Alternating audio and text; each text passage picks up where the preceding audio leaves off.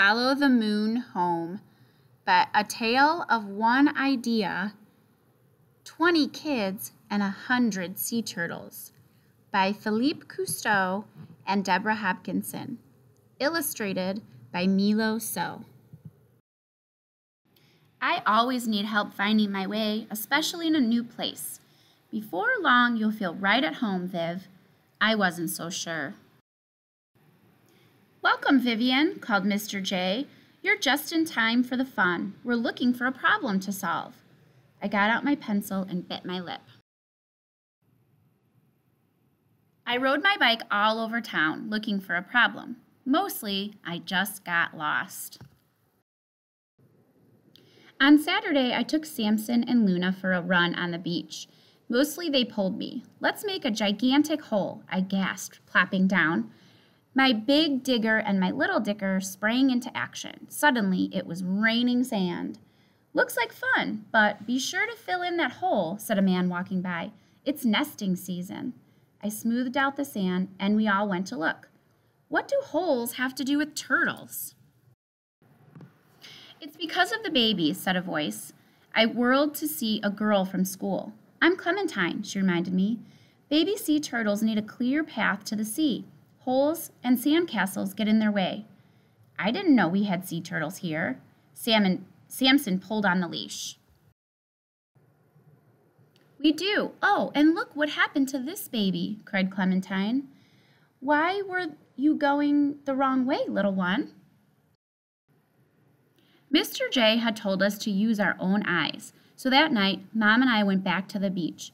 As darkness fell, we could see bright lights winking on, one by one, along the shore. That's it, I said.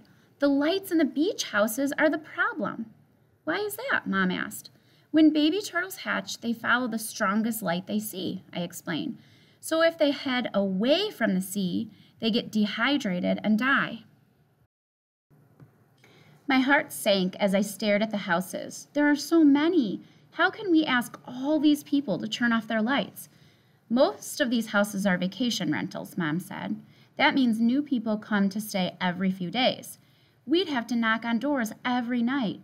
Clearly, I needed help to solve this problem, and I knew just how to get it. On Monday morning, Clementine and I raised our hands first. We told the class what we learned and observed about loggerhead sea turtles. The sea turtle eggs are starting to hatch, I went on. To save the hatchlings, we need the whole class, the whole town, to help. And that's how Lights Out for Loggerheads began. Our classroom became the Loggerhead Lab. First, we gathered lots of information. We read books, we visited an aquarium and a sea turtle hospital. We asked someone from the South Carolina Marine Turtle Conservation Program to speak to our class. We all brainstormed solutions, choosing the best ideas. Then we got to work. We made posters and delivered them all over town. We wrote fact sheets for all the vacation beach houses. To pay for printing our flyers and posters, we held a bake sale. Andy, the coffee shop man, donated a whole pan of his famous granola. Happy to help. The editor promised to put my article in the community newspaper. Nice to have a new writer in town, she said. The printer gave us a discount for the loggerheads. Rebecca and Max learned how to spread the word on the internet. Mr. J helped us write a press release. I was on TV as class spokesperson. We invited volunteers from SCUTE, South Carolina United Turtle Enthusiasts, to a town meeting. When the big night arrived, the room was packed. The room buzzed with ideas. We talked about how to make our beach a great place for turtles, how to mark nests, run nightly patrols, what to do if hatchlings get in trouble.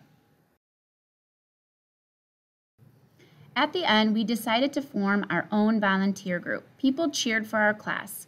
Mr. J beamed. I'm proud of you all. That was the best night ever, until... On the last evening of summer school, we went on a turtle patrol. Lots of parents came too. Everyone smiled as we watched the lights along the beach go out, one by one. We had done it.